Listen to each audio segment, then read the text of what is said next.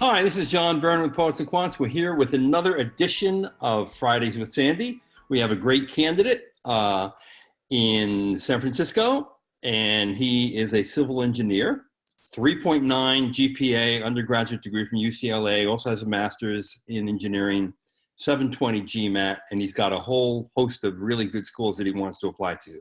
Sandy, I'll give it to you. Good. What this guy is, he graduated in 2015. He got a master's degree. He's only worked for one company. It's called KPFF. It's a consulting engineering company. And he's got high GPA. He's got a 720 GMAT. John, you think it's worth it for this guy to take his GMAT over? Before you answer that, let's get to Kevin. Hi, Kevin. Hi, guys. Thanks for having me. Hey, Kevin, how many times did you take the GMAT? I took it once. I have a pretty busy work schedule, so I try to fit it in, and then working 60-hour weeks and trying to study for that, it gets a little hard. Okay, let's leave that out there. Okay. 3.9, 720 GMAT, white male, I'm assuming, with one job at an engineering company. Kevin, tell us about that company. So it's a really well-known company as far as engineering goes, especially on the West Coast. It's really one of the top players in seismic engineering.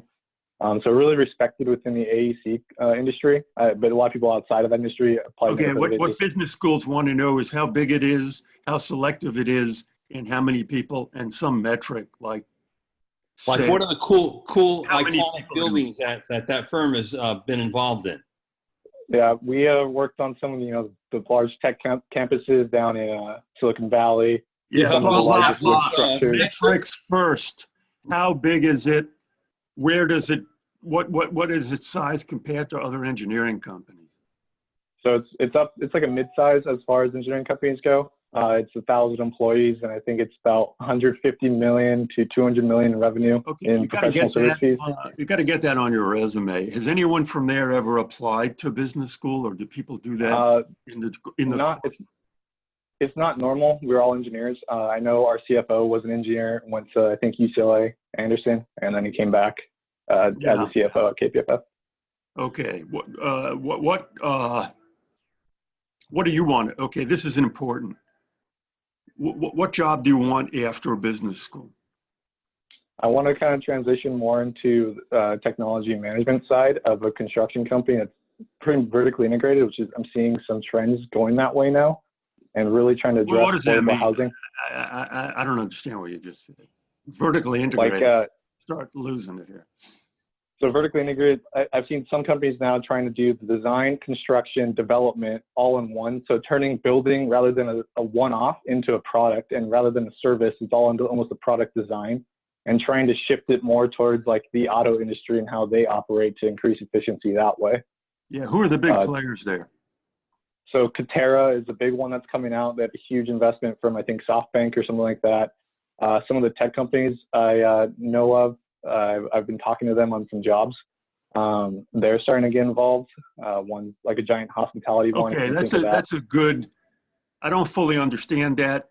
That's my problem. Your problem is explaining it to the AdCom, explaining it on your resume, and explaining Two words: in your project management. That's what MBAs do. So they bring all the different facets of the design, engineering, construction phases together in a project. That's what you want to do for a major company. You want to be a project manager initially on your road to becoming a CTO. Yeah, okay, there exactly. That helps. If that helps, use it. Good. Hey, Sandy, I want to know why Kevin, who has almost a near perfect GPA in engineering from UCLA and a master's, and clearly is an engineer, didn't blow out the quant on the 720 GMAT score. Instead, he blows out the verbal where he's 96th percentile. Well, you may want to know that, but nobody else does. File that under. Those tests are weird, okay? Or some people. Yeah, that's what I'd file it under. And he didn't study. Here's a question, John. What changes with this guy if he gets a 750 GMAT? Well, if he gets a 750, obviously he should be applying to Stanford. MIT the odds go way up.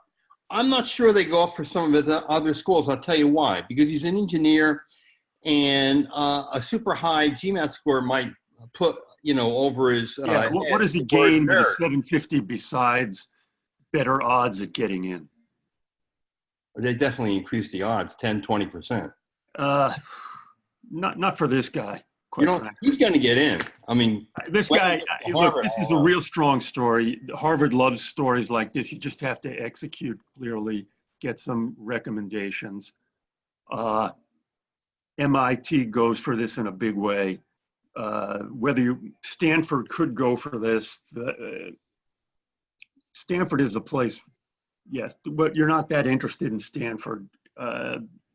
And the other schools you mentioned, yeah, you're a real solid guy. Kellogg, Yale, Duke, and Haas. Yeah. For those schools, it's a matter of convincing them he actually wants to go there. Okay, 'cause they'll be sniffing out a safety school. But Sandy, it sounds like you want him to take the GMAT again. No, I just want to have a theoretical conversation about what a 750 would gain a guy like this. Yeah, now, before our call here, Kevin told us he took the GRE and he blew the quant out on the GRE. Should he report that? Sure. I don't think schools are worrying about this guy's ability to handle their No, they shouldn't be. their abacus math programs. I guess following up on GRE, if the verbal is really low on the GRE versus the quant, because I applied when I was going to get my master's in engineering, so the verbal didn't matter as much. Would that be a plus to report that, or would it be just leave it off considering I blew verbal out on the GMAT, but on my GRE it's pretty low, or not pretty low. It's mediocre. Yeah, I'd report the whole thing.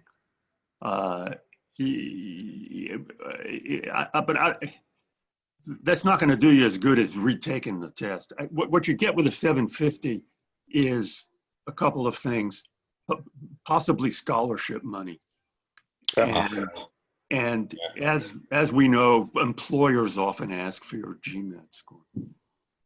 I'm going to say one thing though. A 720 is a really, as you know, really great score for a white male person who is not at Goldman Sachs, Morgan Stanley, or or McKinsey or Bain or BCG, because they definitely want higher scores from Indians, from Chinese. What do you think the white male median GMAT score is at Harvard Business School, John? Let's start with what the total average is, which is 7. I would say it's probably around 730, 740. No, that's the whole class. No, I know. That's what I think it is for white males. And then I think for women, it's less. And for Indians and Chinese, it's significantly higher. All right. You might be right. Okay, let's get back. Yeah, Kevin, I don't blame you. Let's get back to you. You're real strong at all your schools. What are you going to say for the Harvard essay? We'll try and help you out here. What matters most to you and why? Well, that's Stanford's. It don't matter. I'm sorry. What else do you want us to know? I think what you want to know about me is I'm really passionate about the built environment, and I want to try to build buildings better and more efficiently and kind of solve the problems that really just frustrate me daily while I'm designing them, and all the obstacles we got to overcome, and try to pump out some efficiency like we see in other industries that we haven't been seeing in the construction industry for the past couple of decades, and we're losing out on billions of dollars a year just on being inefficient. Okay, that's a good goal statement. What do you want to tell them about what, in addition, so they say, we've got your goal statement, we've got your resume, we've got your recommendations. Then they say, what else do you want us to know? They're annoying that way. I'm a very hard worker, and I love to learn and love to be the best that I can be when I'm pursuing something. That's going to get you. Not much. I need to work on my essays a little bit. I haven't started the application process yet. Okay. Well, I don't want to. Yeah. Right. It's worth thinking about, but it's the way to handle the thing is to just talk about influences, what your influences have been, and what impact they've had on you. So you go, I want to be a progressive engineer who can, have tremendous impact, particularly in low-cost housing and other things. And there are several influences behind this. Growing up I experienced. And the influences can be very wide ranging. They don't have to be projects. You know, growing up, you know, a person that was very influential on me was, like, who would you say is the most influential person in your, sure, we'll call it your life? Might be a little cliche. My grandpa was pretty influential. He came from pretty much nothing in Detroit during the Depression and was able to have a pretty successful career in the trucking industry in California. Good. Okay, he'd be a good example. And then let me make it real hard. Tell me something he said to you or did to you or you observed that was powerful. He told me that, you know, as he's like, our family, if you put your mind to it, you're going to get it done. And he's always been super proud of the way that we can just focus on something and get it done. And he's always proud of me. Yeah, you got to make it more specific, but you're in the right area. Okay, that's, you know, you have 5 events, people like that, each one of them with a little anecdote. That's the way you do the essay. Got it? Okay. Yep. Okay. All right, we want to get to odds, Sandy. This guy's odds at Harvard are, you know, like, it's high, you know, they're real good, like 40%, but that's accounting for, you know, odd things and blowing the interview, which could happen to anybody and happens to a lot of people. But your odds at Harvard are real good, and your odds at MIT are even better, and at Wharton are better. It's a matter of just convincing them you really want to go there. That's what you've got to do. So obviously your odds at Haas, Kellogg, Yale, Duke, you're saying 50% plus. Yeah, if you can convince them you really want to go. Yeah. So it's all about good execution, making sure you tell them that the firm you're working for is a big deal, is a big firm, and getting I think good examples on that statement that he wants to really do, right? In terms of why he's passionate about building. Yeah, that's not going to be a problem. Yeah. What you have to do is make it real clear why you want an MBA.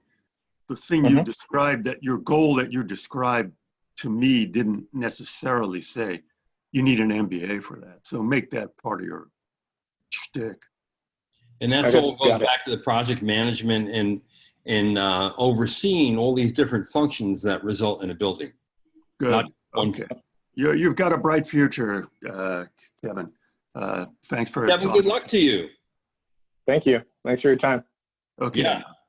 And let us know how you do, okay? Yep, we'll do. Okay, bye-bye. All right. Kevin, thank you. Sandy Kreisberg, HBS Guru, thank you once again. And to all of you watching, thanks for paying attention. This is John Byrne of Poets and Quants.